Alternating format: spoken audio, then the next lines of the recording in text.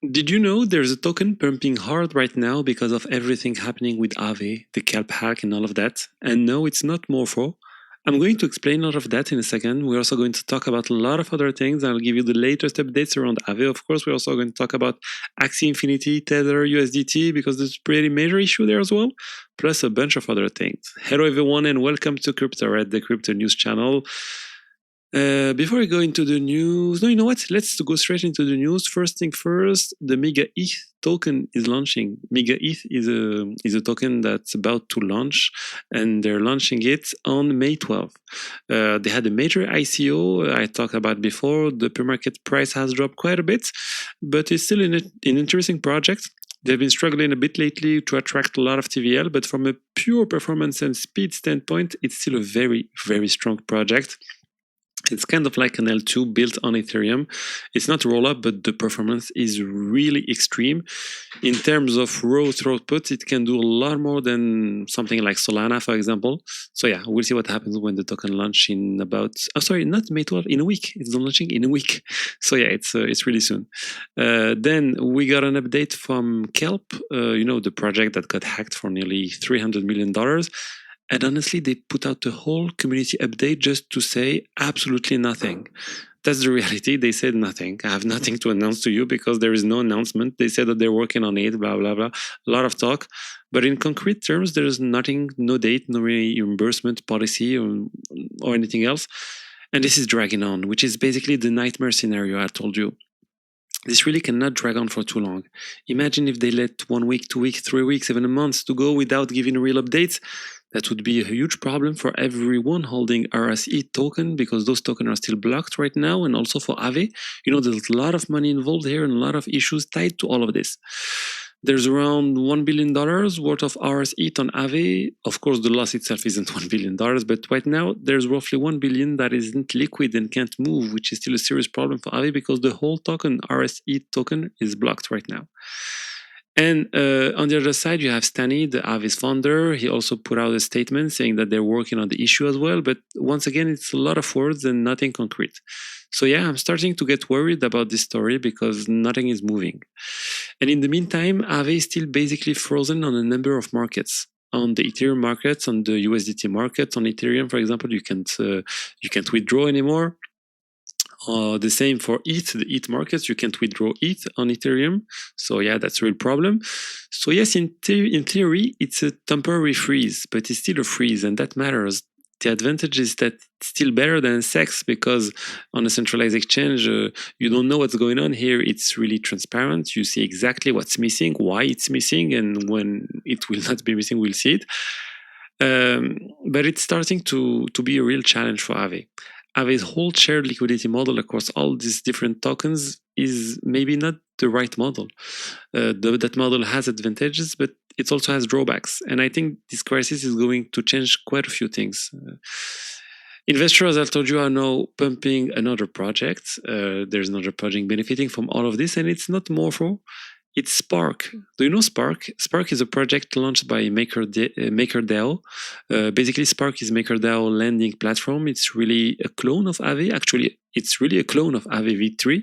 They took the code, they used the official code, they made the deal with Aave, they negotiated an agreement a few years ago, and that gave them the right to launch this Aave clone with some revenue sharing arrangement. So yeah, it's really just a simple clone of Aave, and it works pretty much the same way as Aave v3, which is the version the community especially likes. And now more than $1 billion in TVL has been deposited into Spark since the beginning of the crisis.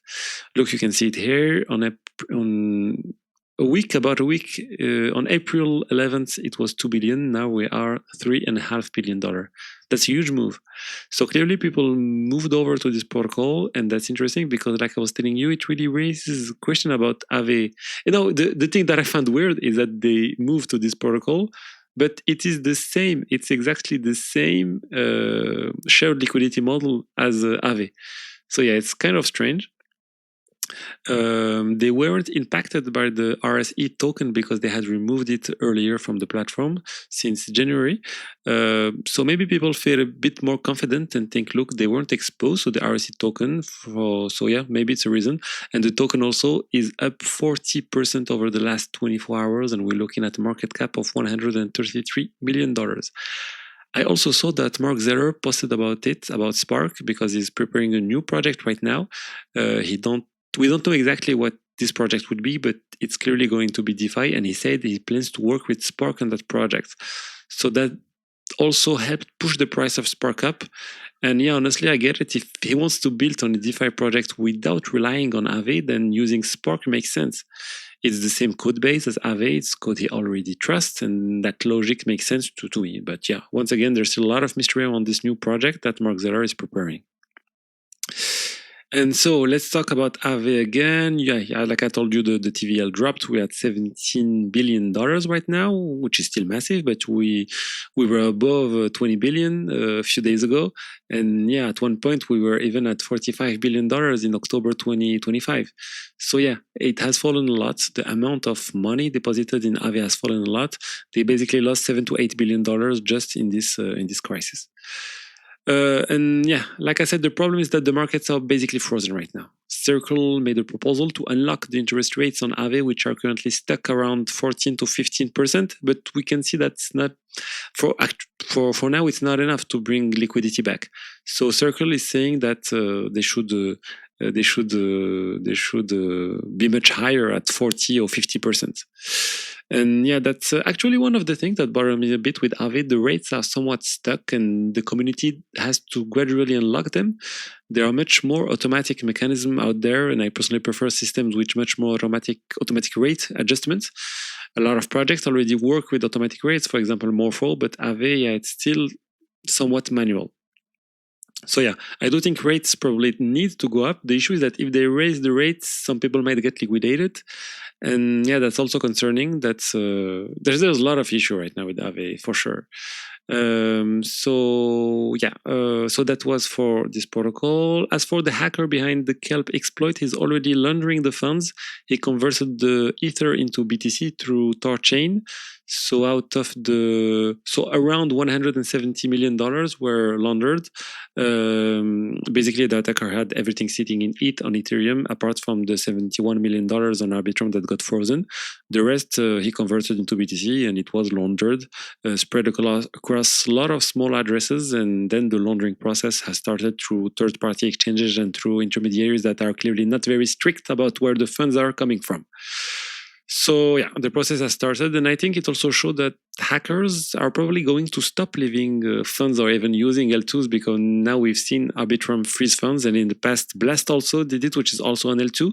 So once again, this shows that centralization of L2s, and yeah, at least the lack of full decentralization. But it can have some benefits, like we just saw with the Arbitrum. And speaking of frozen funds, look at this. Tether, the issuer of USDT, just froze $344 million worth of USDT on Tron because it was linked to illegal activity.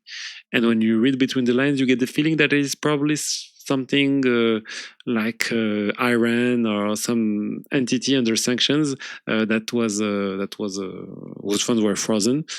So yeah, Tether said that USDT is not supposed to be used for illicit use, so that's why they did this, and they positioned themselves as the more proactive than Circle. Circle usually takes more time to respond in hack situations. Tether, on the other hand, tend to react immediately. As soon as there's a hack, they don't hesitate to freeze the funds right away. USDC is slower on that front. They want something official from law enforcement to freeze the funds. If you hold USDT, also you have to know that you are not dealing with the decentralized protocol, so you are dealing with a centralized crypto asset, stablecoin controlled by an entity that has the power to freeze your fund whenever it wants. They also have the power to block things, to stop transaction, and yeah, as far as I understand, they cannot just take the funds for themselves, but they can freeze them and then potentially reissue the USDT elsewhere. So yeah, you need to be aware that the risk exists with USDT. If you want something that is generally more decentralized and cannot be frozen, like you need to look at decentralized protocols like Liquidity with their LUSD and Bold tokens, or that kind of model. But yeah, even the older version of USDS, the DAI stablecoin from MakerDAO is also unstoppable and freezable. There's a lot of interesting things in DeFi. It's something I'm personally very passionate about. Of course, you have to study it properly. There are risks. You need to approach it carefully. You should not do anything blindly. You need to understand everything that's happening. And yeah, it's difficult, but just have to study. Then let's talk about Axie Infinity. Maybe you remember that game, Axie Infinity, the Ronin blockchain, which was initially a sidechain, so really its own separate blockchain, is going to migrate on May 12th on and become an Ethereum L2. In other words, it's going to turn into a real layer 2 on Ethereum. They are going to use the OP stack. And the good news for the RON token is that its inflation will go from 20% down to 1%. Obviously, when you become an L2, you need much less inflation to secure the network. You rely much more on Ethereum security, and above all, most L2s are extremely centralized. They usually are not really validators. They are not validators. They only have like a centralized sequencer, and yeah, so they don't need to pay a lot of token for people to validate the network. And they are leaning on the security of the main network, which is here Ethereum. And then something pretty funny happened. Something funny happened on Polymarket. People sometimes ask me whether in crypto I've already seen people turn $100 into tens of thousands or even $100,000. And yes, that can happen with meme coins and shit coins. But here I want to show you someone who apparently managed to do it through prediction markets. This happens on Polymarkets, and actually, there was a market on France, on a French weather station in Paris, where that was manipulated. Someone bet $120 on Polymarket on the temperature, on the weather outside Paris, around one of the Paris airports.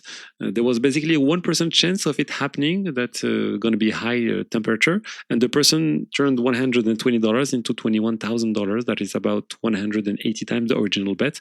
So how did he do it? Apparently, he may have manipulated it. Maybe he had an accomplice, or maybe he did it himself by going near the weather station and somewhat artificially increasing the temperature for a brief moment. I do not know exactly how, but you can imagine maybe with the hair dryer or something like that. So just enough to create a spike.